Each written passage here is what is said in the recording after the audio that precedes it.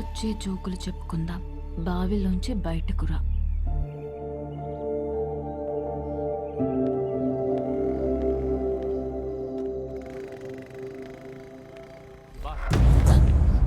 ఇంట్లోంచి బయటకు వచ్చేసేవంట కదా.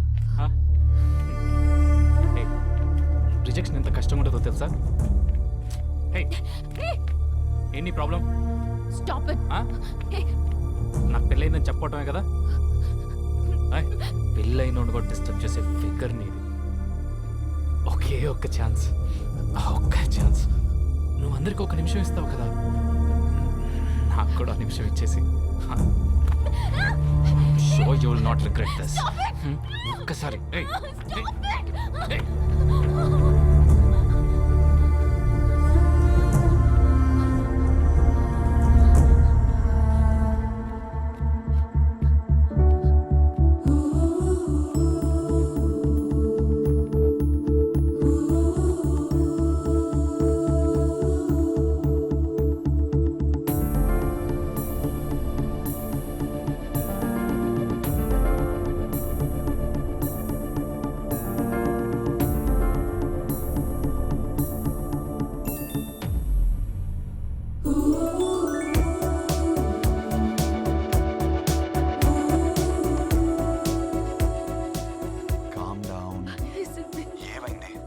Calm down. సరే ఏమైనా పర్లేదు, నువ్వు ఫస్ట్ కామ్ అవ్వు. ఇప్పుడే చెప్తున్నా, నేను పైకి వచ్చేస్తాను. రానా? మరి నువ్వు కామ్ అవ్వు. Listen, you're not alone. Believe me, you're not alone. కూర్చో కాసేపు ప్లీజ్.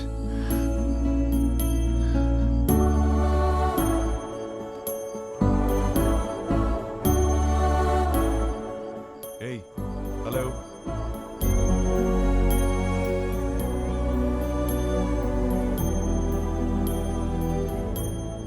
Hello. చెప్పు.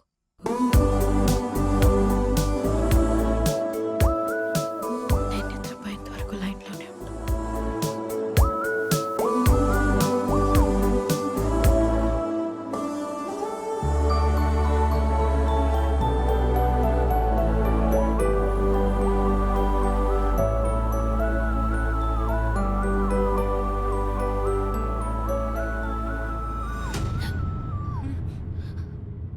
అయ్యో, అంత భయపడకమ్మా. ఇలా భయపడినట్టు యాక్ట్ చేసి నన్ను బాగా బుక్ చేసావు. అయినా నీ లైఫ్లో ఒకడు ఉన్నాడని నాకు చెప్పాలి కదా నాన్న. రే, అలాంటి అమ్మాయితో లైఫ్ మొత్తం కలిసి బ్రతకాలని కోరుకోవాలి, కానీ నీ విషయం అడుగుతావా? నువ్వెవడరా చెప్పడానికి?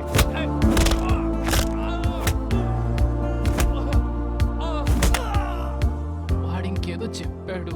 లైఫ్లో నువ్వు ఎదురొచ్చినా గుర్తొచ్చినా ఆ అమ్మాయి ఫేస్లో భయం రాకూడదు, నవ్వు రావాలి.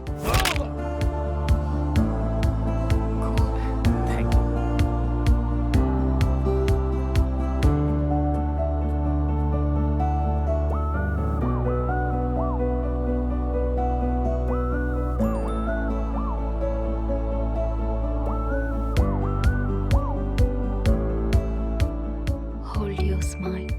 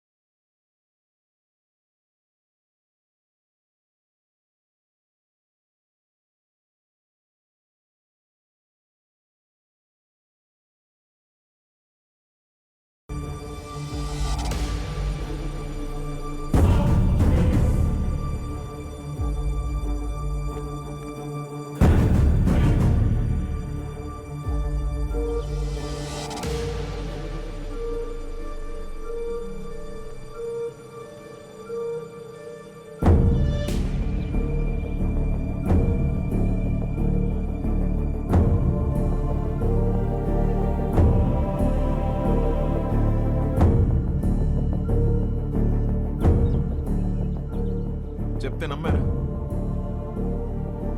ఇల్లు వదిలేసి వెళ్ళిపోయిన అమ్మాయి మళ్ళీ తిరిగి వస్తే అల్లుడు దొరికాడు అనుకున్నాను. నా కర్మ, మళ్ళీ వీడు దొరికాడు నాకు. ఎప్పుడొచ్చావురా? నానా అది ఎప్పుడొచ్చావు? ఎవరి కోసం వచ్చావా అని అడగండి. విభా కోసమే వచ్చాను. నాకు ఈ పెళ్లి కరెక్ట్ కాదు. లైఫ్ పార్ట్నర్ ని సెలెక్ట్ చేయడంలో నీకెందుకు అంత కన్ఫ్యూజన్? ఆ అమ్మాయి అడిగిన 4 పిచ్చి ప్రశ్నలు 4 రోజుల వరకే సరిపోతాయిరా. దాని తర్వాత రియాలిటీస్ చూసినప్పుడు ఈ ఫ్యాంటసీస్ ఏవి మిమ్మల్ని కలిపుంచావు. కలిపుంచేది ఒక్కటే ఉంది, సర్దుకుపోయే గుణం. సక్సెస్ఫుల్ కాపురానికి కావలసిన ఫస్ట్ ఎలిజిబిలిటీ అది. ఆ రియాలిటీ మాకు తెలుసు కాబట్టే అందరం కలిసి పక్క పక్కన ఇలా హ్యాపీగా ఉంటున్నాం. అది అర్థం కాకే పెళ్లికి ఎలిజిబిలిటీస్ ఉన్నా కన్ఫ్యూజ్ అవుతున్నాం. అర్థం కాంది మీకే నాన్న.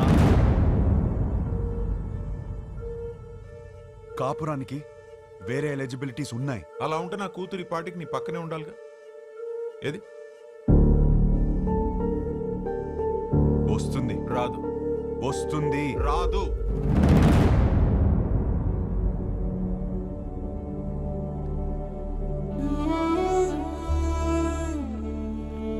వీడినే నువ్వు కలవబోతుంది. గుర్తుందా పేరు? హర్ష. 3 రోజులు పెళ్లి పడికి ఎంగేజ్మెంట్ పెట్టుకుని అప్పుడు నన్ను వచ్చి కలిశాడు. ఇప్పుడు పెళ్లి పెట్టుకుని నిన్ను వచ్చి కలిశాడు. అసలు తిన్నగా రాడా వీడెప్పుడు? అయినా వీడి దగ్గరే నీకు అన్ని దొరుకుతాయని నమ్ముతున్నాను. Is it?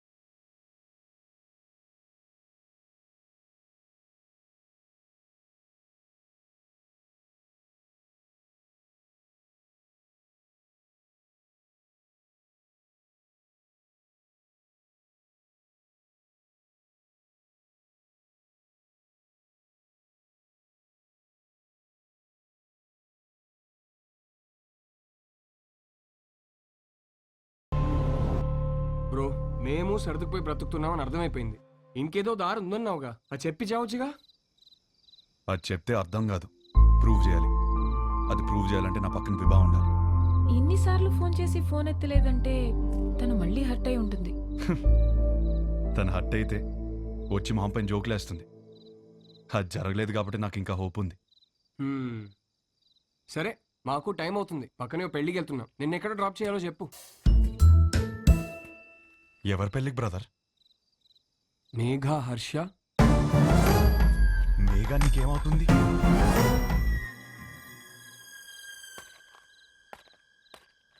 నా కజిన్ బ్రదర్ నువ్వు. నేను Harsha brother.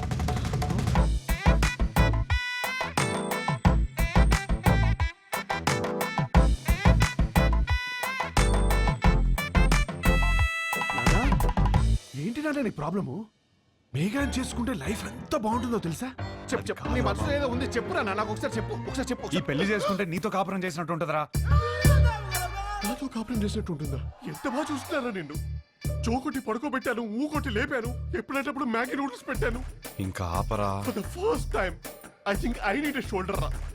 For the first not the shoulder I want, but రేయ్, when nothing is available, go for the reachable. Come on.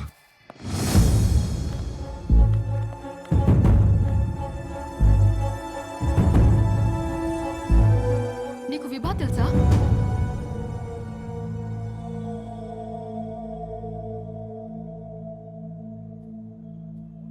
అరే, తెలియకపోవడం ఏంటి? ఎంత పెద్ద స్టాండప్ కమెడియన్. పెళ్లికి సంగీత్లని చాలా boring. This time it's stand up time. Come on, get ready. ఏంటి బాబు ఇది? ఆపేలు రావడం ఏంటి? షో చేయడానికి వచ్చింది, నవ్వించి వెళ్ళిపోతుంది. నవ్వించకపోయినా పర్వాలేదు, నవ్వుల పాలు చేయకపోతే చాలు. హర్ష, విభా బాగా హర్ట్ అయి ఉంటుంది. ఇప్పుడు ఎలాంటి జోక్స్ వేస్తుందో ఏంటో. ఆ జోకులు నీ మీద మాత్రం వేయకూడదని కోరుకుంటున్నా.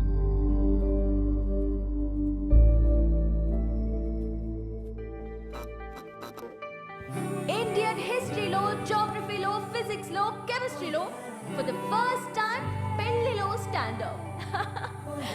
This is Vibha. Congratulations to the bride and groom. Thank you. మా బతుకు బస్ స్టాండ్ అవ్వకుండా కాపాడేదే మొగుడు పెళ్ళాల జోక్స్. అమ్మ తల్లి, మామే జోకులు వద్దమ్మా. అరే వద్దమ్మా, వద్దా? వద్దు. సరే, నా గురించి చెప్తా. నా లైఫ్ లో నన్ను బాగా ఇన్ఫ్లుయెన్స్ చేసిన ఒక వ్యక్తి ఉన్నాడు. అతని పేరు సుబ్బు. మా నాన్న. మీరు అనుకున్నది కరెక్టే, తన పేరు సుబ్రహ్మణ్యమే. కానీ నా కథ వింటే సుబ్బు అని పిల్లడమే ఎక్కువ అని మీరే ఫీల్ అవుతారు. అంత టార్చర్ పెట్టాడు. ఇదే మాట సుబ్బుని అడిగాను అనుకోండి, వీడొద్దు వాడొద్దు అని నేనే టార్చర్ పెట్టానంటాడు. మరి పెళ్లి కొడుకుల్ని పేక ముక్కల్లా చూపిస్తూనే ఉన్నాడు.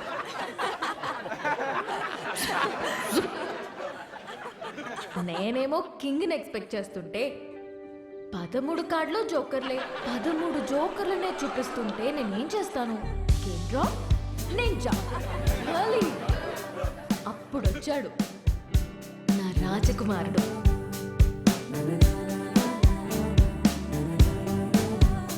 వెళ్ళే వద్దురా బాబు అని నేను తిరుగుతుంటే, కబుర్లు చెప్పుకుందామా, కలుద్దాం అని నాకే తెలియకుండా నా నోట్బుక్ లో రాశాడు. సుబ్బు పంపిన జోకర్ అయి ఉంటాడులే అనుకుని లోలా బైక్ ఎక్కా. వాడు చెప్పాడు కబుర్లు. రోజంతా టైమే తెలియలేదు.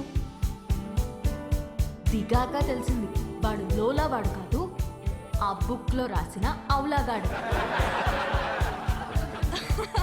సుబ్బు పంపిన వాడికి అంత బుర్ర ఉండదే అనుకుని దమ్ముంటే కలువన్నాను. వాడి సంగతి తేల్చేద్దామని రమ్మన్నా. పెళ్లి విషయంలో నాకున్న భయం పోవాలంటే యూ నీడ్ అ హోప్ అని నా కోసం పింక్ బలూన్ పెట్టాడు. హోప్ అంటే ఎంత బలంగా ఉండాలి. బలూన్ ఇచ్చాడు. అదే ఆలోచించుకుంటూ సిటీ మొత్తం తిరిగాను. అప్పుడు తగిలాడు ఒకడు. చుట్టూ పొదలు, మనుషులు లేరు. వెన్నులో వణుకు మొదలైంది.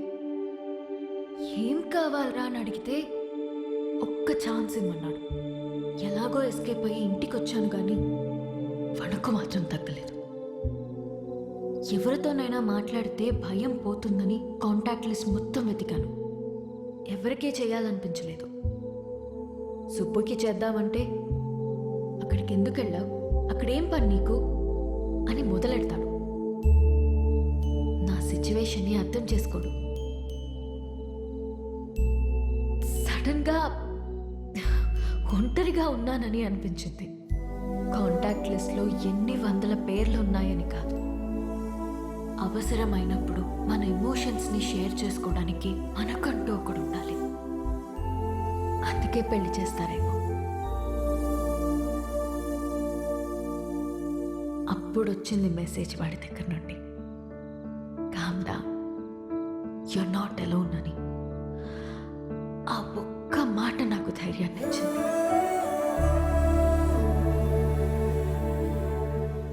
నిద్రపోయే వరకు జోజో పాడమన్నాను. పాడుతూనే ఉన్నాడు. చాలా రోజుల తర్వాత ప్రశాంతంగా పడుకున్నాను. కొన్ని సంవత్సరాలుగా మా నాన్న వల్ల లోపల పేరుకుపోయిన భయాలన్నీ ఒక చిన్న పిట్ట కథ చెప్పి అలా తీసేశాడు.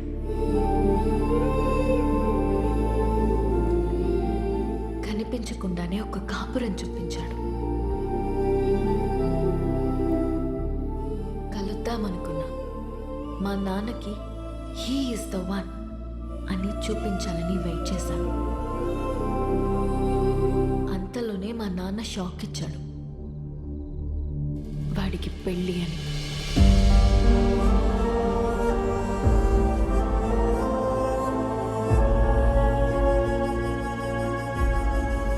ఎప్పుడూ లేనిది నా కళ్ళల్లో కన్నీళ్ళు.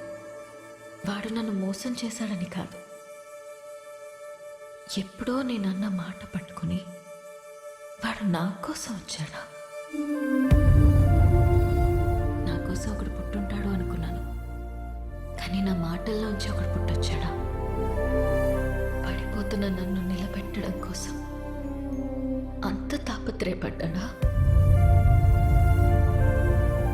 హోల్డ్ యువర్ స్మైల్ అన్నాడు.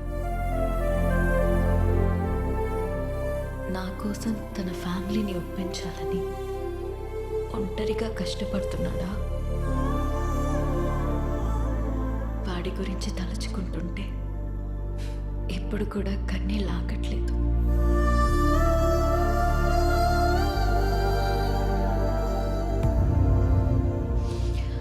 ఇప్పటికిప్పుడు వాడిని హక్ చేసుకోవాలనుంది,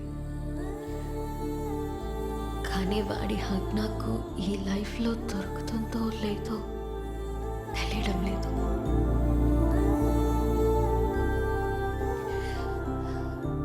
కథ మధ్యలో ఆపేస్తున్నందుకు క్షమించండి.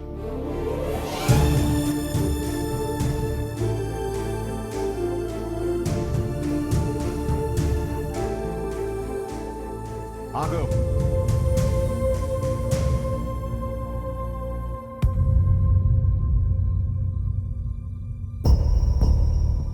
ఆగాను, చెప్పండి. వెళ్ళి పెళ్లి చేసుకుంటావో ఏం చేసుకుంటావో నీ ఇష్టం. ఎలాగైనా బతుకు. ఇక నీకు మాకు ఏ సంబంధం లేదు.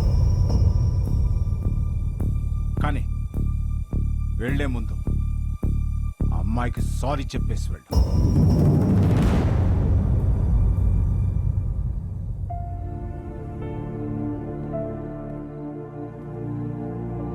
చూడు మీగా, నీకు సారీ చెప్పాలా లేదా విభాని ఎందుకు పెళ్లి చేసుకోవాలి తెలియాలా?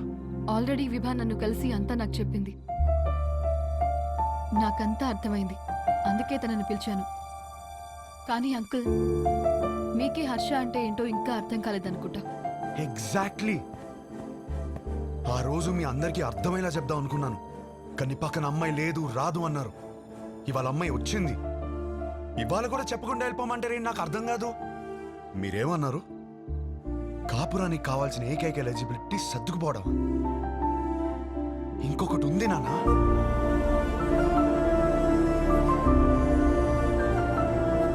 విభా మాటల్లో కనిపించిందే రొమాన్స్.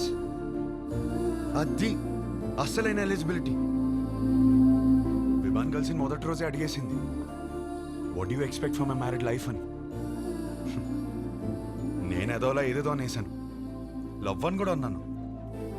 కానీ ఆ తర్వాత తెలిసింది, లవ్ కన్నా గొప్పది రొమాన్స్ అని. నా లైఫ్ అంతా రొమాన్స్ తో నిండిపోవాలి. అంటే ఏంట్రా, మేమంతా రొమాన్స్లు చేయకుండా కాపురాలు చేస్తున్నావా, పిల్లలు కనేస్తున్నావా?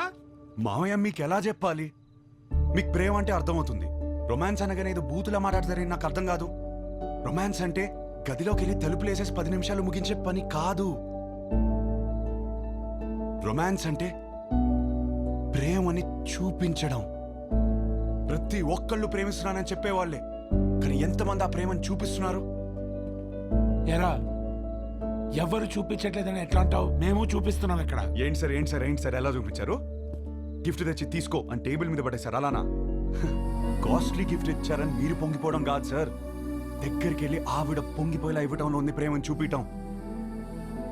అప్పుడు 10 రూపాయలు గిఫ్ట్ ఇచ్చినా సరిపోతుంది. పెద్దవాళ్ళతో ఏంట్రా ఆ మాటలు? మాకు ఆ మాత్రం తెలీదా? మొగుడు పక్కనున్నంతసేపు కోట్లు సంపాదించు, లగ్జరీ కావాలంటారు. సంపాదించడానికి వెళ్తే నువ్వు పక్కన లేవంటారు. కాస్త ప్రేమని చూపించడం తెలిస్తే రెండిట్లో ఏదో లగ్జరీ అని తెలుస్తుంది కదా. లేదా అన్ని ఒకరి దగ్గర దొరకవని స్టేట్మెంట్లు ఇస్తారు. ఒకరి దగ్గర దొరకకపోతే ఇంకెక్కడ దొరకదు సార్. ఇద్దరు సంతోషంగా ఉండాలని పెళ్లి చేసుకుని ఒకరినొకరు బాధ పెట్టుకుంటున్నారు.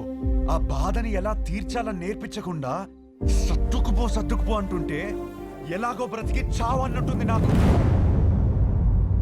నాకు అలా పక్క బ్రతకాలని లేదు నాన్న.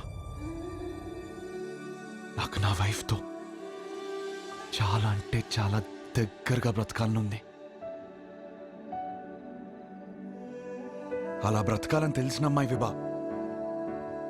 కాపురం పాత పడకుండా ఫ్రెష్గా ఉండాలంటే ఒక గ్రేట్ రొమాన్స్ కావాలని తెలిసిన అమ్మాయి విభా.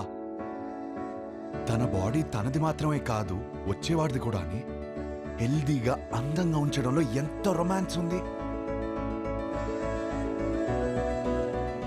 మొగుడు పక్కనే ఉన్నప్పుడు కబుర్లు పుడుతూనే ఉండాలని ఒక అమ్మాయి కోరుకోవడంలో ఎంత రొమాన్స్ ఉంది.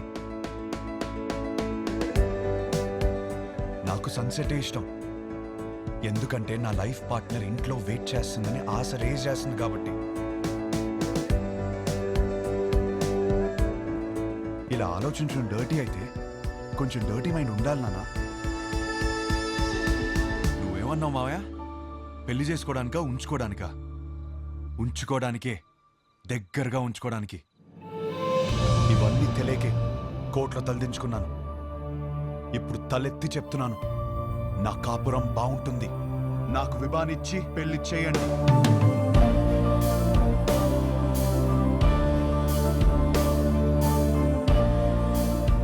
కాలు పట్టుకుని ఒప్పిస్తాడనుకుంటే మెడపట్టేసుకున్నాడేమిటి?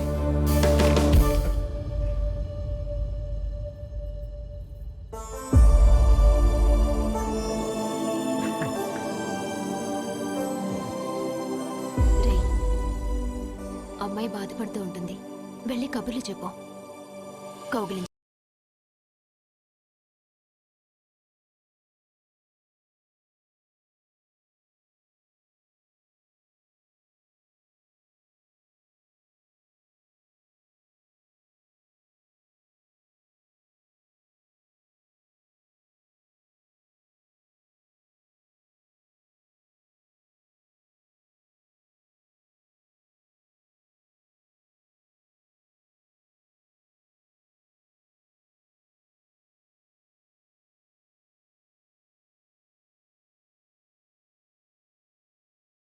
అమ్మ కౌగిలించుకోమంది, ఇంకా కబుర్లు చెప్పుకోమంది. ఇంకా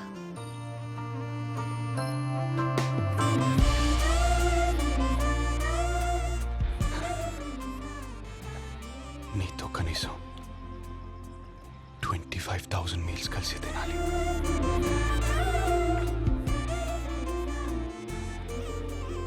9,000 నైట్స్ కలిసి పడుకోవాలి.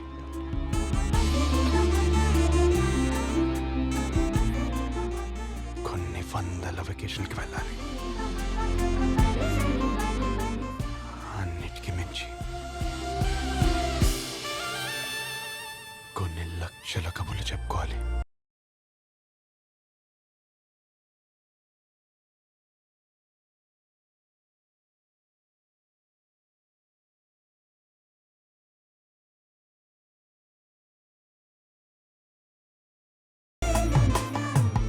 అయ్యగారు, పెళ్లి చేసుకుందామా?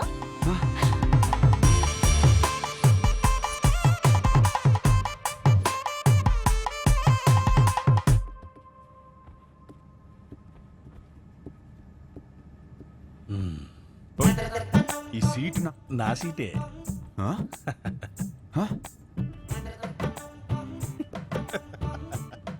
1 మినిట్ బాస్. Yes. కొత్తగా పెళ్లి చేసుకున్నాం. పొరపాటున 2 ఐల్ సీట్లు బుక్ చేశాను. మీరు 4Bకి వెళ్తారా? వెళ్ళను. ఏ? 4Aలో నా వైఫ్ ఉంది. కావాలని బుక్ చేశా.